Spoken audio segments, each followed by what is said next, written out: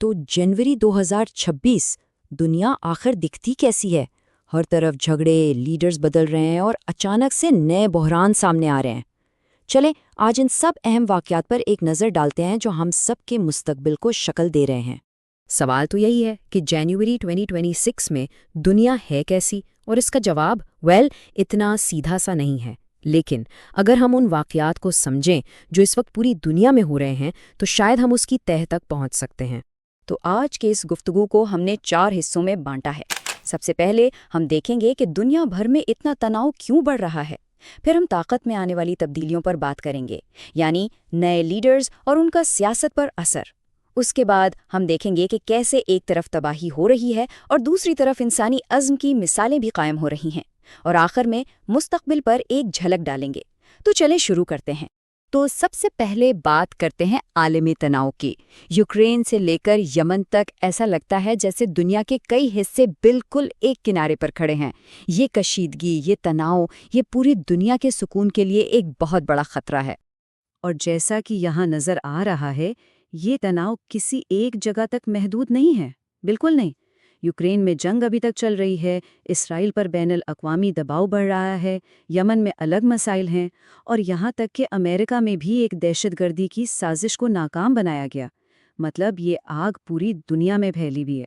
Ukraine की बात करें तो वहाँ इंसानी नुकसान का सिलसिला रुकने का नाम ही नहीं ले रहा। खार्किव पर जो ये रूसी हवाई हमला हुआ, ये एक बहुत ही तल्ख याद दहानी है कि तनाज़ा अभी जिंदा है और इसकी सबसे भारी कीमत आम शहरी चुका रहे हैं। अब आते हैं इसराइल की तरफ। वहाँ पर गैर सरकारी तंजीमों यानी NGOs पर पाबंदी ने पूरी दुनिया में एक तशवीश की लहर दौड़ा दी है। बैनुल अक़वामी तनकीद का मतलब ही यही है। ये वाक़या साफ साफ दिखाता है कि कैसे एक मुल्क का फैसला न सिर्फ बैनुल अक़वामी ताल्लुकात को ख़राब कर सकता है, बल्कि गज़ा जैसी जगहों पर जहाँ इंसानी इमदाद की सख्त ज़रूरत है, वहाँ कितनी मुश्किलात पैदा कर सकता है। इसी तरह बहिरा बाल्टिक में भी टेंशन काफ़ी बढ़ गई। फिनलैंड ने एक रूसी जहाज़ को पकड़ लिया जिस पर इल्ज़ाम था कि उसने एक अहम समुद्री केबल को नुकसान पहुंचाया है। देखें, ये सिर्फ एक जहाज़ का मामला नहीं है, ये इस बात का इशारा है कि इस इलाके में कशीदगी बढ़ रही है, ख़ास तौर पर जब कम्युनिकेशन जैसी अहम चीज़ों को ख़तरा हो। और फिर आते हैं मुल्कों के अंदर के मसाइल पर। एक तरफ यमन में जुनूबी अलहदगी पसंद अलग मुल्क की मांग कर रहे हैं, और दूसरी तरफ अमेरिका में FBI ने नए साल पर होने वाले एक बड़े दहशतगर्द हमले को वक्त पर रोक दिया।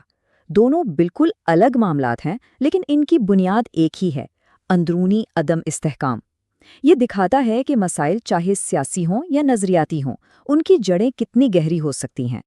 अच्छा, ये जो इतने तनाव की हम बात कर रहे हैं, इसके पीछे अक्सर ताकत की बदलती हरकियात का हाथ होता है। तो चलें अब देखते हैं कि दुनिया के अहम मुल्कों में क़ियादत की तब्दीलियां इस पूरी सूरत-ए-हाल को कैसे मज़ीद उलझा रही हैं। यहाँ 2 बहुत ही दिलचस्प मिसालें हैं। बिल्कुल अलग सियासी निज़ाम है। एक तरफ है यूक्रेन, जहाँ जंग के बीचों बीच फ़ौजी क़ियादत में एक बड़ी तब्दीली की जा रही है, और दूसरी तरफ है शुमाली कोरिया, जहाँ एक बिल्कुल बंद माशरे में ख़ानदानी जानशीनी की तैयारियां हो रही हैं। दोनों में ताकत की मुंतकिली हो रही है, लेकिन अंदाज बिल्कुल मुख्तलिफ।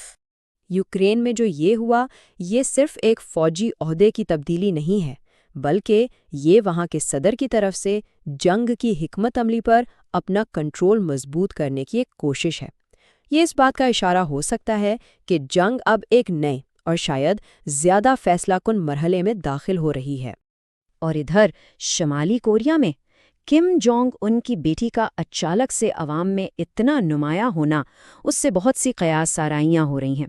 ऐसा लगता है कि उन्हें अगला वारिस बनाया जा रहा है। ये पेशरफ्त सिर्फ शुमाली कोरिया के मुस्तकबिल के लिए अहम नहीं, बल्कि पूरे खित्ते के सुकून के लिए भी बहुत मायने रखती है। तो अब हम रुख करते हैं एक अजीब से तज़ाद की तरफ।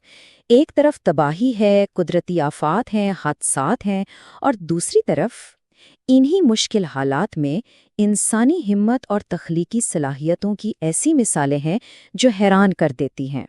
6.5 ये सिर्फ एक नंबर नहीं है, ये उस बड़े ज़िलज़िले की शिद्दत है जिसने जनूबी और वस्ती मेक्सिको को हिला कर रख दिया। ये इतना ताकतवर था कि उसने मुल्क के सदर की लाइव प्रेस कॉन्फ्रेंस तक रुकवा दी। सोचिए। वहीं स्विट्ज़रलैंड में نئے سال کا جشن ماتم میں بدل گیا، ایک لگژری اسکی ریزورٹ میں آگ لگنے سے جانی نقصان بھی ہوا۔ یہ ایک افسوسناک واقعہ ہے جو یاد دلاتا ہے کہ بحران کبھی بھی کہیں بھی آ سکتا ہے۔ لیکن ان تمام تباہی کی خبروں کے بیچ یوکرین سے امید کی ایک بہت ہی اونچی نشانی ابھرتی ہے۔ سوچئے، جنگ زدہ ملک میں دنیا کی سب سے نئی اور بلند ترین رہائشی فلک پوش عمارت تیار ہو گئی۔ یہ صرف انجینئرنگ کا ایک کمال نہیں، یہ یوکرینی لوگوں کے عزم، ان کی ہمت اور اپنے مستقبل پر ان کے یقین کا ایک زبردست ثبوت ہے۔ تو ان تمام واقعات کے بعد اب سوال یہ اٹھتا ہے کہ آخر دنیا جا کس طرف رہی ہے؟ چلیں اپنے آخری حصے میں مستقبل کے کچھ ممکنہ راستوں پر غور کرتے ہیں۔ اس سارے تناؤ، اس ساری تباہی کے ماحول میں پوپ لیو چہاردھم کا ایک پیغام سامنے آتا ہے: امن اور بھائی چارہ۔ ان کا یہ پیغام ایک بہت اہم یاد دہانی ہے، اور یہ ہمیں سوچنے پر مجبور کرتا ہے کہ کیا انسانیت ان جھگڑوں سے آگے بڑھ کر ایک بہتر مستقبل چن سکتی ہے؟ تو اس بڑھتی ہوئی کشیدگی طاقت میں ان بڑی تبدیلیوں اور ان بحرانوں کے دور میں سوال وہی ہے: دنیا کا مستقبل کیا ہوگا؟ کیا ہم اسی طرح لڑائی جھگڑوں کے راستے پر چلتے رہیں گے، یا پھر امن اور تعمیر کا راستہ اپنائیں گے؟ اس کا جواب شاید آنے والا وقت ہی دے گا۔